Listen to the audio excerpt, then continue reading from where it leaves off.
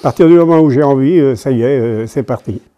Alors là, comme tu vois, là, c'est le château de Rubel que je suis en train de faire. Du moins, je suis en train de le repasser sur l'objet que je vais graver, là.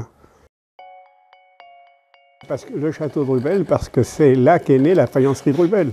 En fait, c'est grâce à du Tremblay et de Bourgoin, les deux barons, là, qui est née la faïencerie de Rubel, et c'est grâce à du Tremblay au château de Rubel, qui recevait tous ces artistes, que la naissance de la faïencerie a pu voir le jour, avec du Tremblay. C'est lui qui avait l'argent, les terres, l'eau, le bois, les lieux, donc c'était le mécène en fait. Et de Bourgoin était l'inventeur. Ah, c'est très fin, hein, c'est de l'ordre du millimètre au millimètre et demi, quoi.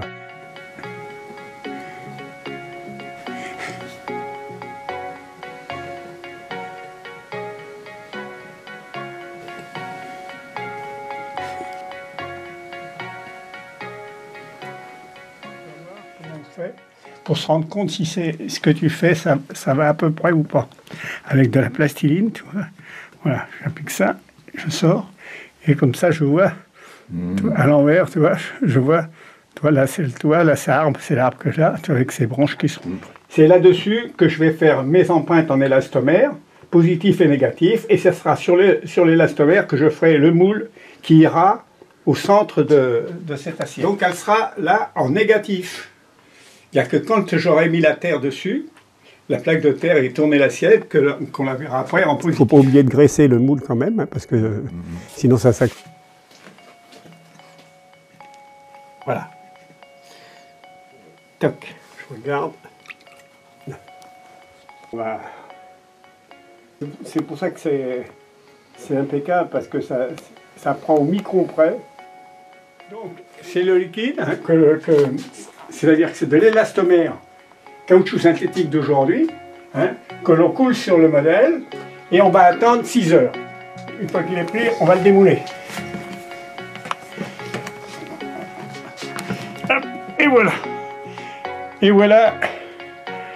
Voilà, donc ça c'est bien. Comme ça, toi, j'ai pas perdu. J'ai rien perdu. Et voilà. Et voilà. Et ça c'est le modèle qui va me servir à faire mon moule. À partir de là, je vais faire un moule en plaque là-dessus, que je vais transposer sur le centre de l'assiette. Ça, c'est l'empreinte. Ça, c'est la deuxième empreinte pour pouvoir faire le moule en plâtre. Pour ça, il faut que je fasse attention.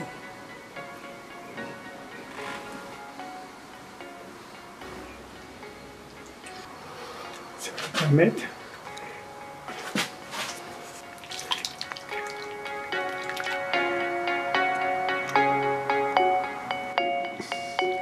Essaye de passer partout. Oui.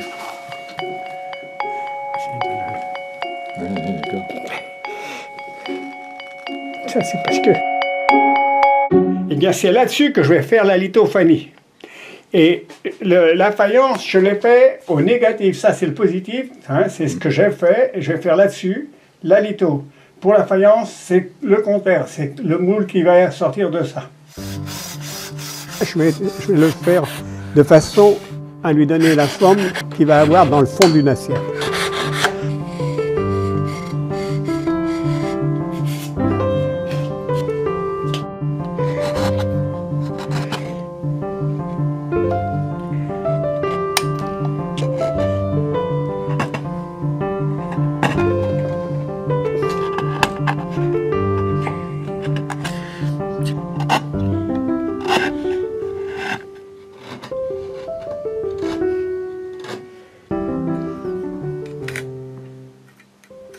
Ce que faisait Rubel à l'époque, hein, c'était la même chose.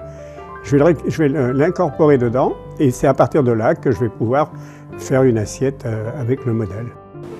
Voilà, ça c'est le moule d'assiette. De 10 kg qui viennent de Limol.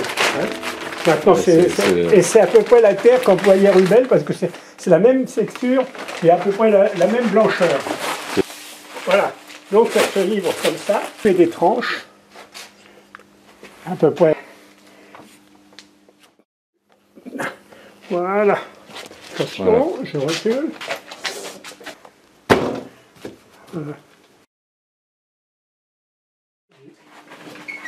Et ça s'appelle une couteuse. Ça faire les plaques.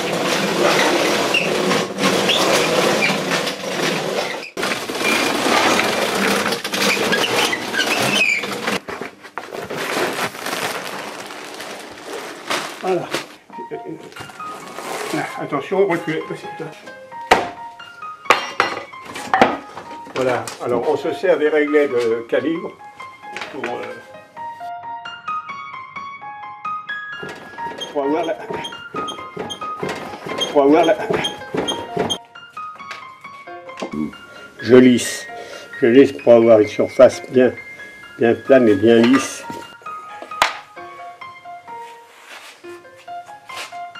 Ça donne, comme ça on a un dessin qui est parfait, parce que si tu ne l'as pas lissé, tu vas avoir des défauts.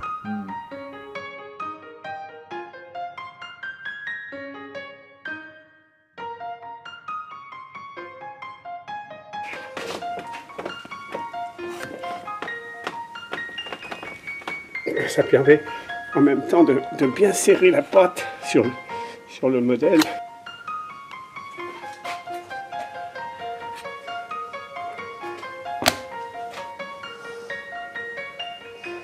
Alors ça, c'est le talon de l'assiette que je prépare.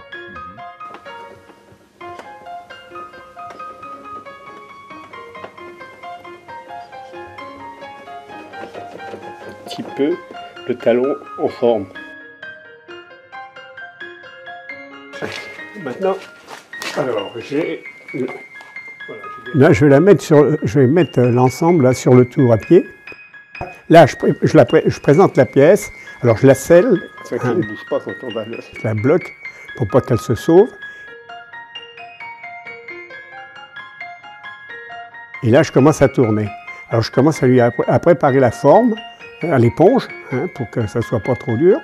Ce tour-là, c'est un tour qui sert justement à tourner les assiettes avec des gabarits. Donc c'est un tour à pied qui a plus de 100 ans, celui-là. Bien. Ça va lui donner la forme. Ouais.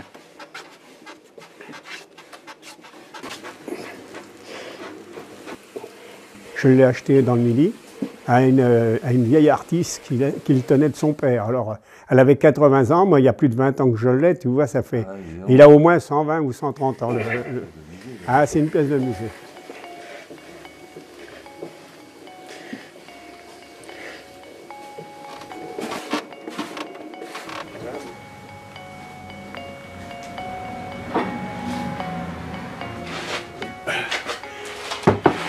Alors je l'estampe, on appelle ça estamper. Hein. Là, je vais le faire. Et là, c'est l'estamping final.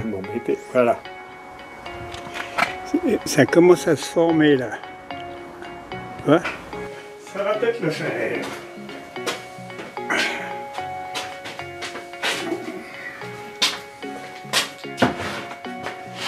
Tu vois là, on sent, tu vois, là, il a commencé à plus ou moins se décoller. Donc je vais pouvoir le décoller.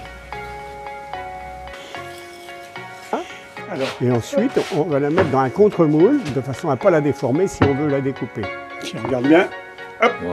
Et voilà.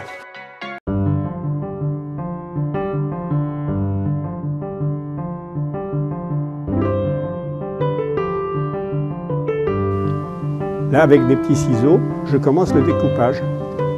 Alors, c'est comment un pré-découpage, hein, parce qu'on ne peut pas découper tout de suite.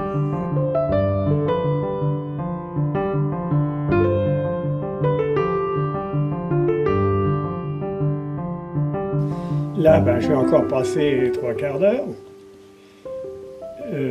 Ensuite, ça va demander une matinée. Je vais encore passer une bonne heure à la redécouper de main.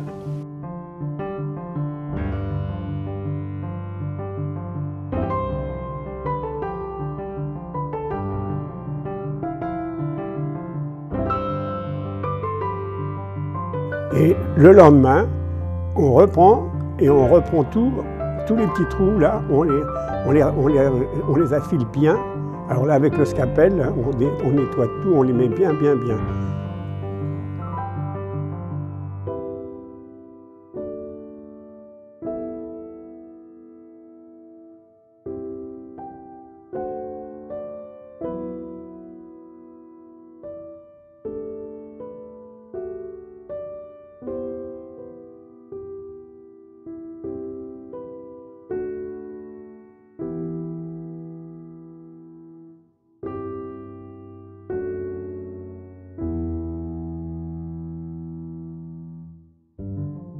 Ça paraît fouillis, mais finalement tout est à portée de main. Ouais. Tous mes outils, tous les matériaux sont à portée de main, ce qui fait que je n'ai pas à me déplacer.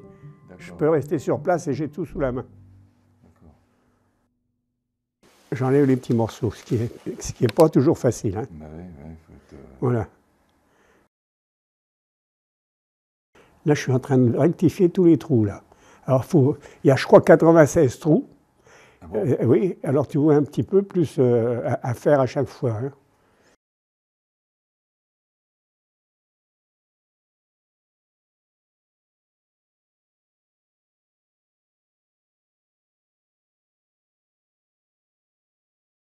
Et là, je suis en train de mettre en forme les petites étoiles.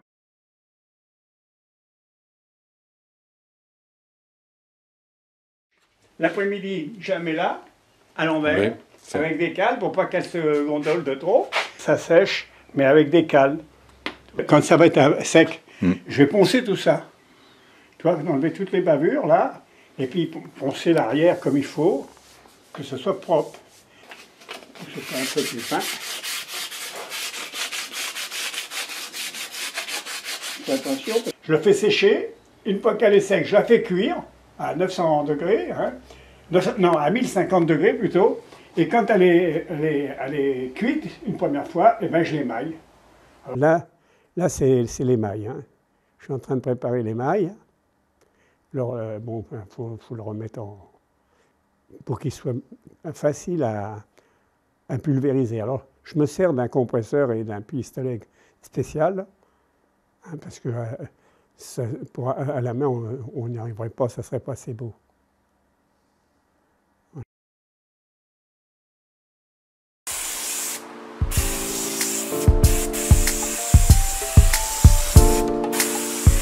Quand je fais plusieurs couleurs, la première couleur, par exemple là je fais ça, je vais nettoyer tout le reste. Et une fois qu'elle est propre, qu'il y a juste ce que je veux comme couleur, je fais cuire une première fois. Alors après je nettoie tout ça comme il faut, je fais cuire et après je donne la deuxième couleur et je refais cuire.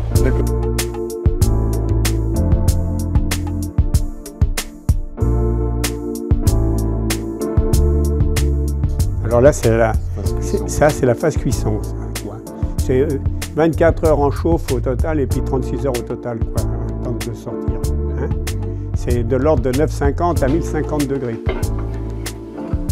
Les grandes pièces, on évite de les faire cuire trop souvent parce que à la fin ils pètent. Hein.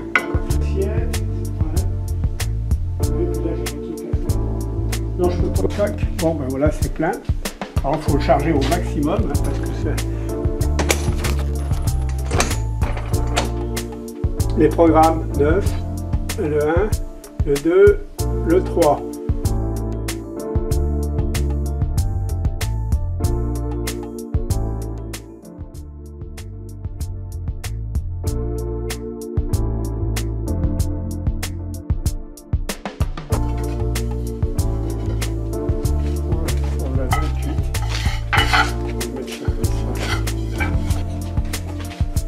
Voilà, donc il y avait vert et il y a aussi le vert flammé qui ressemble un peu au Valoris.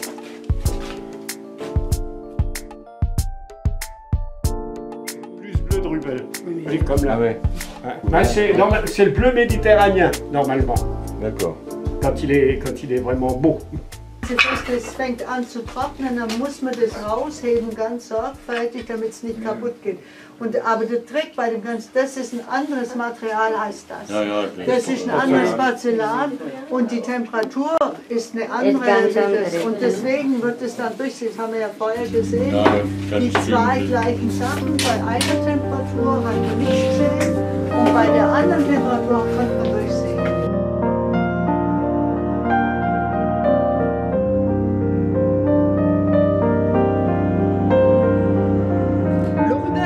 Destiné à l'usage quotidien. Les couleurs nouvelles et inattendues pour l'époque, le vert profond et brillant, le caramel, le bleu intense outre-mer, parfois turquoise, le jaune citron sont surprenants. La finesse du dessin est ravissante. Qu'il s'agisse de fruits, de personnages, de paysages locaux ou orientaux, d'animaux, le détail est toujours étonnant. Il faut, pour bien apprécier le Rubel, saisir la couleur, puis s'appesantir sur le détail. Le charme de la faïence de Rubel continue cependant à opérer. Léa, l'héroïne de Colette dans Chéri, en 1920, déjeune dans une solitude joyeuse, souriant aux fraises secs et aux fraises de juin, servies avec leur queue sur un plat de Rubel, vert comme une rainette mouillée. Et vous apprécierez la petite mise en scène qui a été faite. On est en train de faire une chaîne de musées sur ce territoire et vraiment de lui donner une vocation touristique qui avait été un peu oubliée. Quand je suis arrivé à la présidence de l'agglomération, on m'a dit il n'y aura jamais de tourisme dans cette zone, il n'y a rien, il y a des tout, les touristes ne viendront jamais. C'est pas vrai du tout. On va faire la coulée verte qui ira de la gare jusqu'à Vaux-le-Vicomte, le long de l'Almont. Ça va être un paysage fantastique et l'Office du tourisme, merci Corinne, sera situé sur le bord de la coulée verte. Et on va remettre des anguilles dans l'Almont.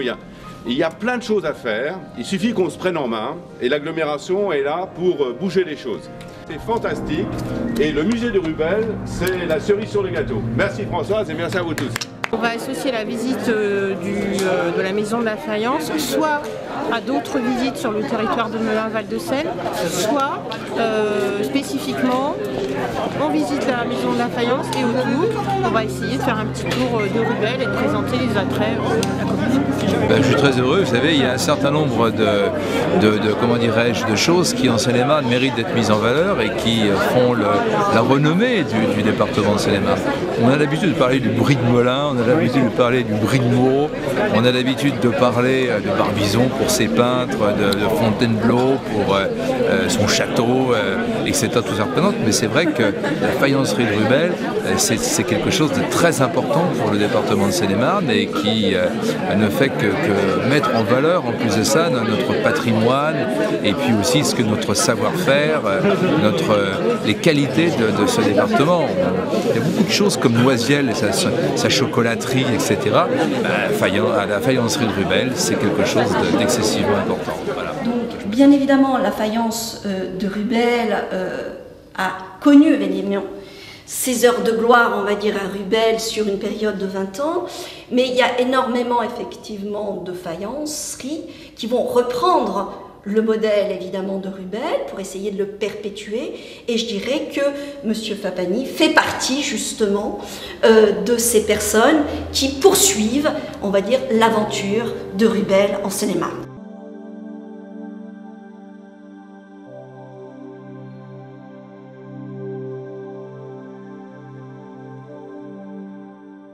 Alors ça y est enfin, te voilà reconnu, toi l'artiste discret, au goût sobre retenu, qui cherche par tout moyen depuis plusieurs années au village de garder son patrimoine aimé. Aux artistes dans ce temps, cette reconnaissance du travail bien fait engendre le respect. Et la lithophanie, par douce luminescence, apporte la douceur et le rêve assuré. Ces faïences magnifiques aux brillantes couleurs dont tu sus reproduire les dessins minutieux, tu les exposes enfin pour notre plus grand bonheur, les exposes aujourd'hui pour le plaisir des yeux. Quelques collectionneurs ou encore des curieux se sont laissés séduire, sont tombés amoureux. Et cette céramique au charme suranné a consacré Rubel, a fait sa renommée. Sa trop courte existence, une vingtaine d'années, a permis la naissance de sa spécialité. Avec les maillons blancs, faïence séduisante, témoigne de l'intérêt, réputation croissante. Merci à toi, l'ami, qui par ton goût très sûr, rend ainsi chaque jour l'existence plus belle. Reconnue, appréciée, de belles manufactures, tu remets à l'honneur les faïences de Rubel.